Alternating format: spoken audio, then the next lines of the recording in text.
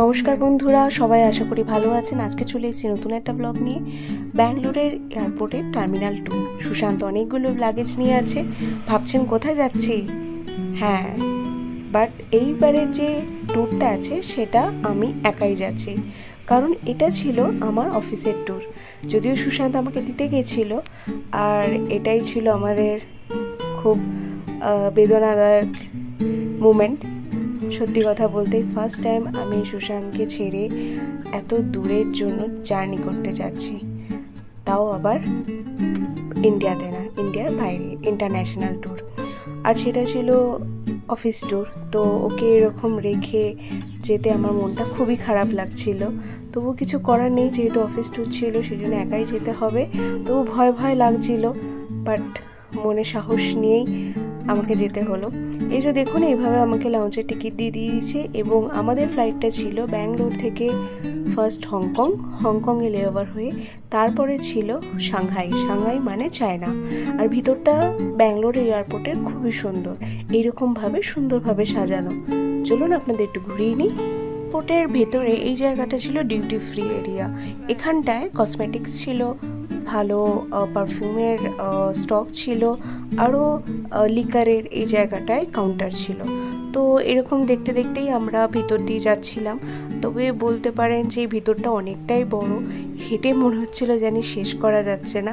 তবে ভিতরটা এতটাই সুন্দর ছিল, বেশ দেখতেও খুব ভালোই লাগছিল। আর এখান থেকে অনেকেই যারা বাইরে যায় তাদের এরকম গিফট নিয়ে যায়, হয়তো ডিউটি ফ্রি বলে কিছুটা কম টাকা পড়ে। আর এই যে দেখুন, আমি আমার মতো সেলফি তুলতে ব্যস্ত হয়ে গিয়েছিলাম। আর এবার আমি এইভাবেই নিজেকে নিজের মতো করেই ফটো তুলতে শুরু করে দিয়েছিলাম। আর এখানে অনেকগুলোই ব্র্যান্ডের চকলেট ছিল। আর এই যে গাড়িটা দেখছেন, এই গাড়িটা ভিতরে চলাচল করে, প্যাসেঞ্জার নিয়ে যায়। যাদের একটু বয়স্ক বা একটু লাগেজ বেশি থাকে, তো ওই গাড়িতে করে যাওয়া যায়। আর এইগুলো ছিল ওয়ালে, বেশ পিকচারগুলো খুব ভালোই লাগছিল। আর এবারে চলুন যাওয়া যাক ভিতরটায়। এই ভিতরটা খুবই সুন্দর সাজানো। এই সবুজ গাছগুলো যে দেখতেই পাচ্ছেন, এগুলো অরিজিনাল গাছ, এগুলো কোনো আর্টিফিশিয়াল গাছ নয়। এগুলোতে প্রতিদিন এখানকার যে এয়ারপোর্টের যে স্টাফরা রয়েছেন তারা এখানে জল দেয় গাছে। তো এটাই হচ্ছে ব্যাঙ্গালোর এয়ারপোর্ট 2 এর খুবই একটা ইউনিক ক্রাইটেরিয়া বলতে পারেন। আর এবার আমি ভিতরে অনেকটা ঢোকার পরে লাউঞ্জে যাচ্ছিলাম আমার টিকিটটা দেখিয়ে খাবারটা নেওয়ার জন্য। আর দেখুন, এই গাড়ির সাথে আমি একটা ফটো তুলে নিয়েছিলাম। আর এখানেও এই ফটো আমাকে তুলে দিয়েছে আমার কালিগ বিনয়। ও আমার ফ্রেন্ড এবং আমার কালিগ, যে আমরা দুজন ইন্ডিয়া থেকে চায়নায় যাচ্ছিলাম, তো ওই আমাকে ফটোগুলো তুলে দিয়েছিল। ব্যাঙ্গালোর থেকে আমাদের ফ্লাইট ছিল রাত 1:20-তে। তো আমরা একটু তাড়াতাড়ি পৌঁছে গেছিলাম, তো সেই জন্য অত তাড়াহুড়ো ছিল না। তাই সব কিছু লাগেজ জমা দিয়ে এরকম আস্তে আস্তেই যাচ্ছিলাম। লাউঞ্জে এরকম সুন্দর সময় কাটিয়েছি। যেহেতু আমি অ্যালকোহল প্রেফার করি না এবং বিনয়ও করে না, আমরা জাস্ট ফ্রেশল্যান্ড শোটাই নিয়েছিলাম, জাস্ট একটু খাওয়ার জন্য, খাওয়ার পরে, রাতে ডিনার করার পরে। তো এইখানে অনেকেই যারা লিকার বা অ্যালকোহল নেন তাদের জন্য ঠিক আছে, বাট আমাদের জন্য নয়। আর ভিতরটা খুবই সুন্দর ছিল। লাউঞ্জের এখানে আমরা বসেছিলাম।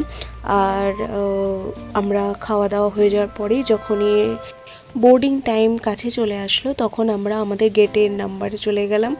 আর গেট নাম্বার তো আগে থেকেই দিয়ে দিয়েছিল, তাই আমরা জানতাম।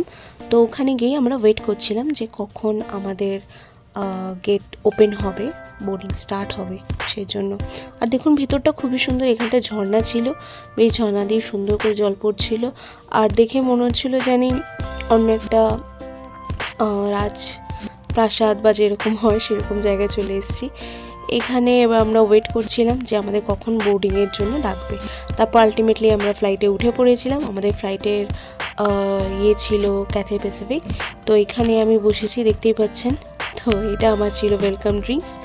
আর এখানে সব কাগজপত্র দিয়ে গিয়েছিল, আর একটু বসে একটু চিল করছিলাম। আর তারপরেই মনে হলো যে না, একটু মুভি টুভি দেখতে পারি, কারণ রাত অনেকটাই হয়ে গেছিলো, সুশান্ত বাড়ি ফিরে গেছিলো। আর দেখুন, এরকম ছিল আমাদের সিটটা। এই সিটটা সুইচ অন করলে এটা বেশ শোয়ার বেডের মতো হয়ে যেত। আর জানলা দিয়ে দেখছিলাম যে কয়েকদিনের জন্য নিজের দেশ ছেড়ে এত দূরে যাব, প্রথমবার নিজের ফ্যামিলি ছাড়া। খুবই ভয় লাগছিল। আর এটা অন্যরকম একটা অনুভূতি, যদিও অফিসের কাজের জন্য যাওয়া। রাতটা যে কীরকমভাবে কেটেছে বলার কোনো অবকাশই নেই। আর সকালেই দেখুন এখানে দিয়ে দিয়েছিল ব্রেকফাস্ট, আর তারপরেই কিছুক্ষণ পরেই এরকম দিয়ে দিয়েছিল আমাদের লাঞ্চ।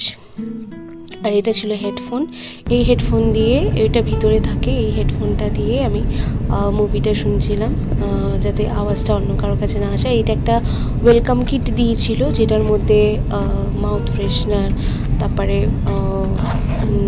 টুথপেস্ট, ব্রাশ, এগুলো সব ছিল। তারপরে ঘুমানোর জন্য আই কভার, সব কিছুই ছিল এটার মধ্যে। এই ব্যাগটা যদিও আমি নিয়ে এসেছি, আমার বেশ ভালো লেগেছিল একটা স্মৃতি হিসেবে ক্যাথে প্যাসিফিকের, তো সেটা আমি নিয়ে এসেছি। আর এখানে চার্জিং পয়েন্ট সবই ছিল, আর এখানে পা রাখারও জায়গা ছিল, মানে এটা অলরেডি বেডের মতো হয়ে যায়। আর এখানে একটা টেবিল ছিল যেটা কিনা এটা টানলে আপনি ব্রেকফাস্ট বা লাঞ্চ করার জন্য যে টেবিল মতো হয় সেটা হয়ে যেত। আর আমি এখানে চেষ্টা করছিলাম যে কোন মুভিটা ছাড়বো সেটা দেখার জন্য, কারণ সময় কাটছে না। এটা তখন পরের দিন সকাল, আর পরের দিন সকাল 9:30-এ চায়নার টাইমে আমরা হংকংয়ে নামবো। আর চায়নার টাইম ইন্ডিয়া থেকে 2.5 আওয়ার এগিয়ে, আর ইন্ডিয়া 2.5 আওয়ার পিছিয়ে। তো চায়নার টাইমে 9:30-তে আমাদের পৌঁছানোর কথা ছিল হংকংয়ে। তো একদম কারেক্ট টাইমেই পৌঁছে দিয়েছিল। সকালবেলা উঠেই আমরা ব্রেকফাস্ট করে লাঞ্চ করে তো সবাই মোটামুটি রেডিও হয়ে যাচ্ছিলো যে কতক্ষণে নামবে। আর এইরকম দেখুন, এইরকম হচ্ছে সিটগুলো। আর অনেকটাই ও পিছনে যারা ছিল তারা হচ্ছে ইকোনমিক, আর সামনে যারা বসে তাদের হচ্ছে বিজনেস ক্লাস। বাট এই ফার্স্ট টাইম একা, সত্যি কথা বলতে বাইরে যেতে খুবই ভয় লাগছিল। যদিও আমার বন্ধু ছিল, কলিগ ছিল, কিন্তু তবুও নিজের ফ্যামিলি ছাড়া, কারণ বিনয়েরও ফার্স্ট টাইম এরকম ইন্টারন্যাশনাল ট্রিপ, আর ওর এটা সেকেন্ড ফ্লাইটের জার্নি। ফ্লাইটে বসে উপর থেকে দেখতে পাচ্ছিলাম এরকম শিপ যাচ্ছে, অন্যরকমই দৃশ্য লাগছিল। দেখছিলাম যে এরকম কি এগুলো, মনে হচ্ছে যে কোথায় আসলাম। তারপরে কিছুক্ষণ পরে বুঝতে পারলাম আরে এটা তো আমরা পুরো সি সাইডের উপর দিয়ে যাচ্ছি। তো এরকম অনেকগুলোই আমরা শিপ দেখতে পাচ্ছিলাম উপর থেকে, বেশ ভালোই লাগছিল। আর এটা হংকংয়ে আসার আগে এটা কোনো মনুমেন্ট বা কোনো ওদের কিছু একটা হবে, যেটা কিনা আমার খুবই ভালো লাগছিলো উপর থেকে দেখতে। দেখুন কতটা ব্রিজটা এসে এটা সমুদ্রের উপরে একটা বেশ সুন্দর একটা জায়গা, এত ভালো লাগছিল জায়গাটা। হয়তো ক্যামেরা থাকলে ভালো ক্যাপচার করা যেত, কিন্তু মোবাইলে অত ভালো করা যাচ্ছিল না, বাট জায়গাটা খুবই সুন্দর ছিল। আর সিয়ের কালারটা এরকম ছিল, খুব ক্রিস্টাল ক্লিয়ার। আর এইরকম দেখতেই পাচ্ছেন পাহাড়ের সামনে দিয়ে এই ব্রিজটা এসে সমুদ্রের মাঝখানে এইটা ছিল। জানি না এটা কি, যে এটা কি কোনো ওদের মনুমেন্ট কিনা বা কোনো হলি প্লেস কিনা। আর এই যে দেখছেন শিপগুলো এইভাবে রয়েছে। আমাদের এখন নামার সময়, তো এইভাবেই আমরা নামবো। এখন নামবো হচ্ছে আমরা হংকংয়ে। এই যে আমরা জাস্ট ল্যান্ড করছি, হংকংটা পুরো সমুদ্রের পাশেই একদম, এটা দিয়ে বলতে পারেন। তো এই যে এখানে জাস্ট ল্যান্ড করলাম, আর এরপরে যাত্রা শুরু হবে আমাদের হংকং থেকে সাংহাই এয়ারপোর্ট, চায়নার।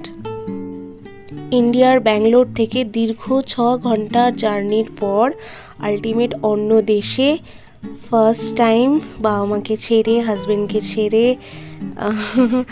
কোনো অফিসের কাজে এরকম প্রথম যাওয়া। সত্যি কথা জীবনে ভাবিনি, ছোটোবেলার থেকে এতটাও আশা কখনো করিনি যে এরকম আমার কখনো এক্সপিরিয়েন্স হবে। শুধুমাত্র কোনো ফল পাওয়ার আশায় নয়, শুধুমাত্র জাস্ট হার্ডওয়ার্ক আর প্রচেষ্টা আর কখনো না থামার অঙ্গীকারে সবসময় আমি চাইতাম কিছু শেখার।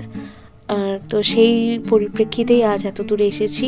আর যদি ভাবেন যে এই অফিসের কাজের জন্য কিন্তু আমরা এক্সাম দিয়েই তারপরেই এসেছিলাম, মানে আমরা সিলেক্টেড হয়েছিলাম আমরা দুজন, তো সেই জন্যই বেশ অন্যরকম অনুভূতি হচ্ছিল। এরপর আমাদের যাত্রাপথ শুরু হলো হংকং থেকে সাংহাই যাওয়ার। তো সেখানে আমরা এরকম স্যুপ খেয়েছিলাম, চাইনিজ স্যুপ। এটা ছিল হংকংয়ের লাউঞ্জের জায়গা। এগুলো সব ডেজার্ট আইটেম ছিল, আমার খুবই ভালো লেগেছিল। আর অন্যরকম বেশ চাইনিজ খাবার খাওয়ার জন্য ট্রাই করছিলাম। যদিও এই চাইনিজ স্টিকগুলো আমাদের এখানকার ইন্ডিয়ার এরকম স্টিকের মতন একটু বেশ অন্য ধরনের, তো একটু প্রথম অসুবিধাই হচ্ছিল, আমি ধরতে পারছিলাম না, ট্রাই করে যাচ্ছিলাম। তো এই হচ্ছে ব্যাপার। আর এখানে অন্যান্য সব খাবারগুলোও ছিল, আমি একটু করে খাচ্ছিলাম। আর বাড়ির কথা খুবই মনে পড়ছিল। এইবার ছিল হংকং থেকে সাংহাই যাওয়ার ফ্লাইট, তো এটাও ছিল ক্যাথে প্যাসিফিক কেরি ফ্লাইট।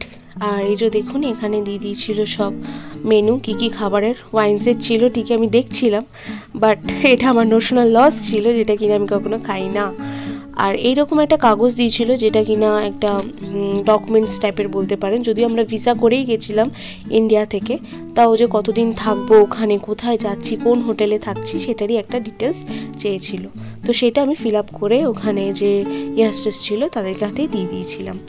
তো এইবার শুরু হলো আমাদের যাত্রাপথ হংকং থেকে সাংহাই যাওয়ার। আর এই যে দেখতেই পাচ্ছেন এরকম দিয়েছিল লাঞ্চ, যদিও আমি কিচ্ছু খেতে পারিনি। এটা একটা কি চিকেনের আইটেম তো দেয়নি, পর্ক না কি একটা দিয়েছিল মনে হয়, সে আমি খেতে পারিনি অ্যাকচুয়ালি। আর এই যে দেখতেই পাচ্ছেন পিবিজি লেখা। তো যাত্রাপথ শুরু হয়েছিল আমাদের, মনে হয় হংকংয়ে দুপুর 12টার থেকে ফ্লাইট ছিল সাংহাই যাওয়ার। তো উপর থেকে দেখছিলাম যে এখানকার বাড়িঘরগুলো কীরকম। আর এই যে দেখুন সাংহাই নামার আগে এই ব্রিজটা পড়েছিল। আর উপর থেকে দেখতে পাচ্ছি ক্যাথে প্যাসিফিকের অনেক ফ্লাইট, সব চারিদিক দিয়ে সাজানো। শুধু ক্যাথে প্যাসিফিক নয়, ওখানকার অন্যান্য আরও যে কোম্পানির যে ফ্লাইটগুলো সেগুলো সব সাজানো রয়েছে। এটা আমার কাছে সত্যি কথা নতুন এক্সপিরিয়েন্স ছিল, কারণ আমি এত ফ্লাইটের নাম আগে কখনোই জানতাম না। আর এটা দেখুন এয়ার চায়নার ফ্লাইট, এটা আমি ভাবলাম যে আমাদের এয়ার ইন্ডিয়া আছে, তো ওদেরও এটা এয়ার চায়না ফ্লাইট, তো একটা ক্যাপচার করাই যেতে পারে। তারপর অনেকক্ষণ দাঁড়ানোর পরে আমাদেরকে একজনকে নিতে আসে। ফার্স্ট টাইম একটা অন্য অনুভূতি, যে কেউ আমাদের জন্য ওয়েট করছে, আমাদের দুজনের নাম লিখে। এটা আমি সাধারণত মুভিতেই দেখি, এটা অন্যরকম এক্সপিরিয়েন্স ছিল। আর এখানকার রাস্তাঘাট ছিল খুবই পরিষ্কার, নিট অ্যান্ড ক্লিন, এবং 5 ওয়ে লেন ছিল, এক একটা 1 ওয়েতে, মানে কোনো অসুবিধাই হতো না। আর এই এয়ারপোর্ট থেকে চায়নার সিটিতে যাওয়ার জন্য এটা ছিল টোল ট্যাক্সের জায়গা। আর সাংহাই থেকে সুজোতে আসতে আমাদের 3 ঘন্টা মতো লেগেছিল। এটা ছিল আমাদের হোটেল, হিলটন হোটেল। তো আর এই গাড়িটা আমাদের গেছিলো আনতে দুজনকে। নেক্সট ভিডিও দেখতে চোখ রাখুন প্রোফাইল।